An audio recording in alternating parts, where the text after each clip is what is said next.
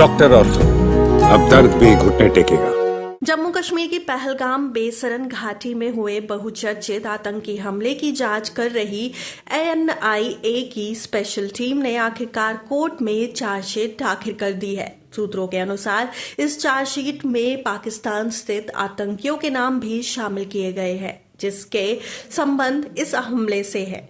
NIA ने chargesheet में लश्कर-ए-तैयबा के प्रमुख आतंकी हैंजलर सैफुल्लाह कसूली, हाफिज सैयद और तलहा सैयद के नाम प्रमुख रूप से दर्ज किए हैं। वहीं चार्जशीट में उन 3 पाकिस्तानी आतंकियों के नाम भी शामिल है जिन्होंने सीधे तौर पर पहलगाम हमले को अंजाम दिया। ये आतंकवादी है जिब्रान सुलेमान और हमजा अफगान। एनआईए ने जांच के दौरान कश्मीर घाटी से 6 आतंकियों को गिरफ्तार किया।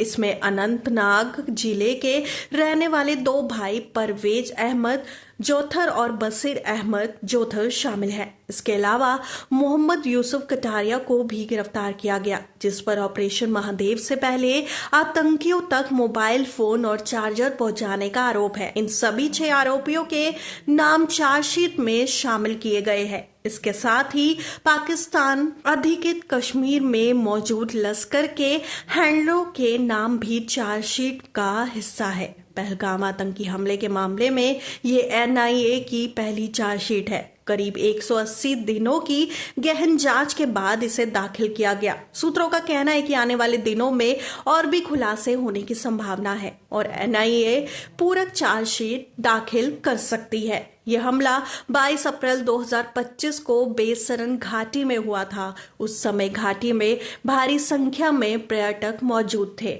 आतंकियों ने सीधे इन पर्यटकों पर फायरिंग की, जिससे 26 लोगों की जान चली गई थी। इसमें 25 भारतीय और 1 नेपाली नागरिक शामिल थे। इस घटना ने पूरे देश को झकझोर दिया। बेसरन घाटी को अक्सर मिनी स्विट्जरलैंड कहा जाता है और हमले के बाद इलाके में सुरक्षा कड़ी कर दी गई।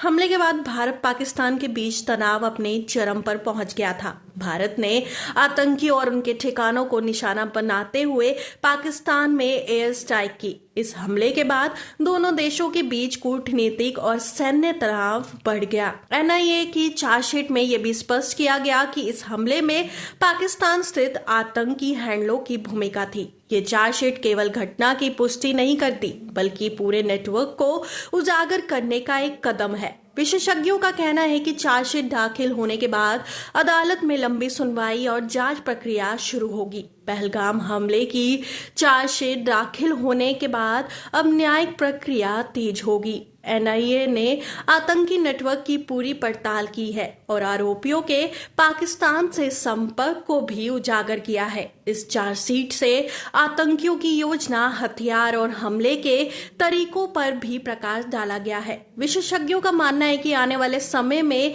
एनआईए और कोर्ट के सहयोग से और भी महत्वपूर्ण खुलासे हो सकते हैं। इससे आतंकियों के नेटवर्क और उनकी योजना को समझने में मदद मिलेगी और भविष्य में ऐसे हमलों को रोकने में सुरक्षा एजेंसियों को सहायता मिलेगी। पहलगाम आतंकी हमला और एनआईए की चार्जशीट भारतीय सुरक्षा एजेंसियों की सतत सतर्कता और जांच क्षमता को दर्शाती है। ये घटना केवल आतंकवाद के खिलाफ लड़ाई नहीं, बल्कि पूरे देश की सुरक्षा और नागरिकों की जान बचाने के लिए उठाया गया निर्णायक कदम है।